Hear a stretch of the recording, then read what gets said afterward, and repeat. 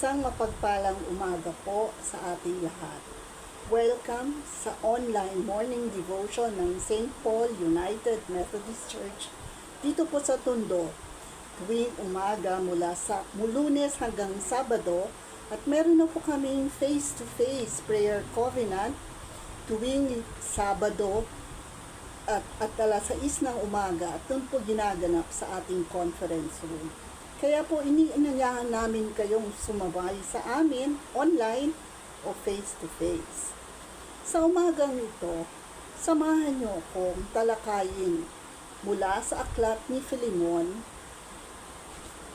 chapter 1, at ang mga verses lang na aking babanggatin from NIV version ang aking babasahin.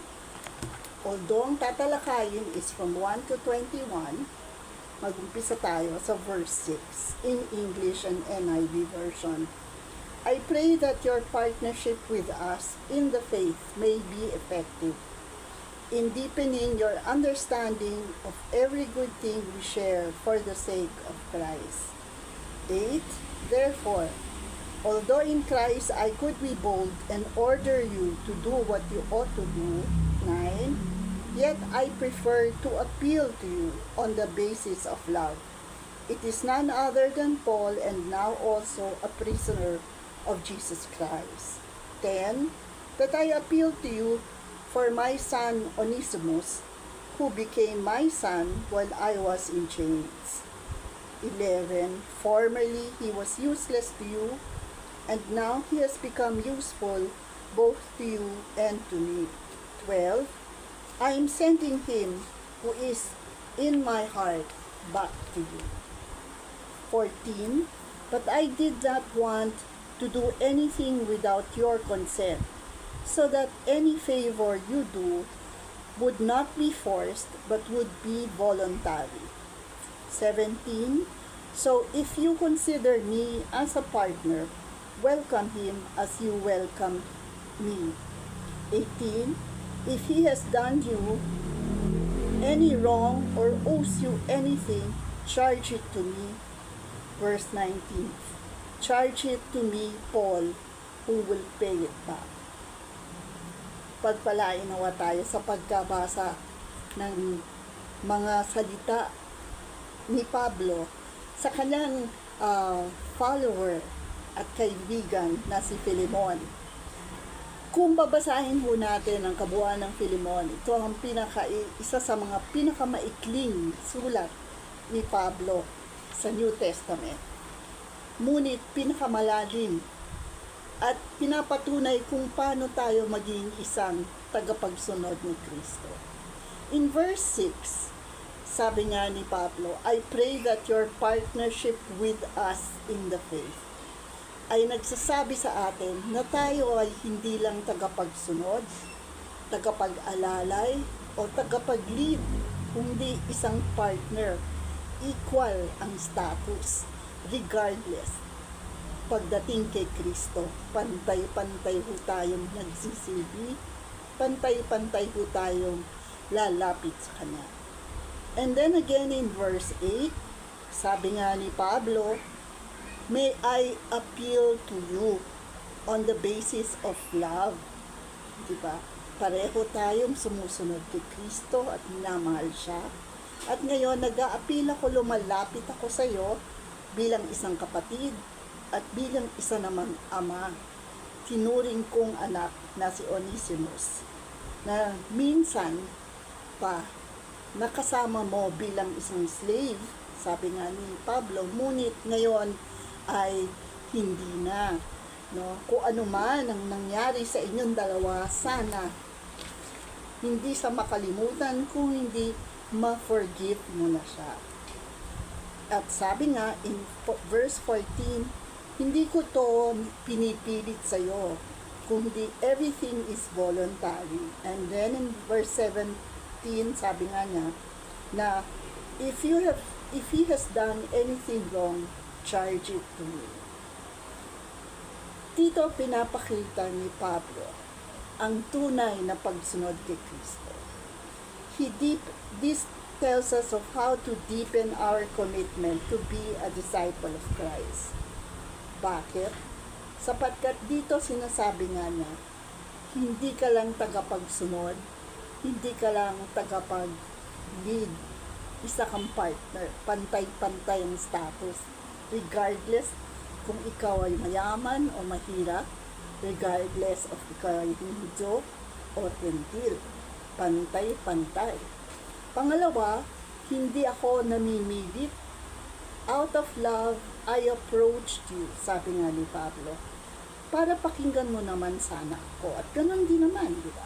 And then, sabi nga niya, hindi sa ako'y rin ang magsasabing gawin mo.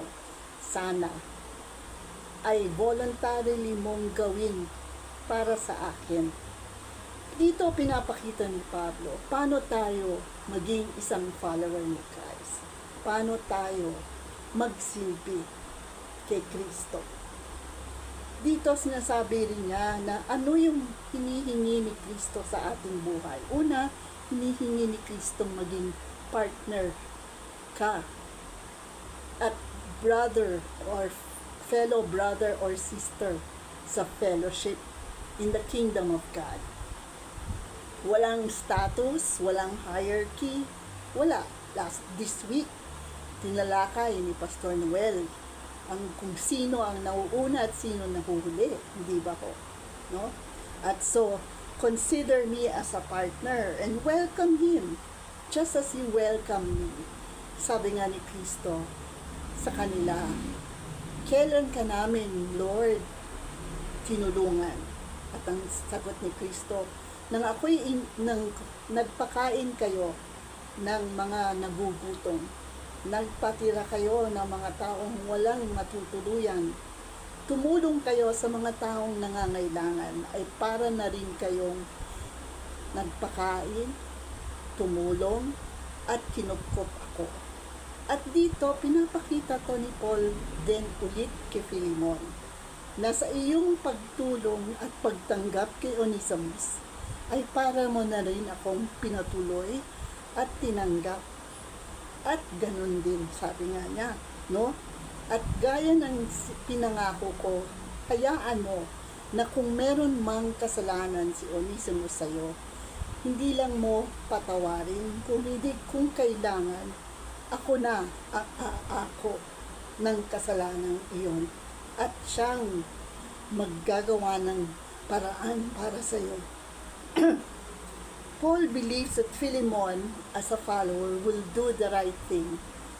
Disregarding status, disregarding whatever it is na hidwaan between him and Onesimus, ay makukuha niya bilang isang Kristiyano.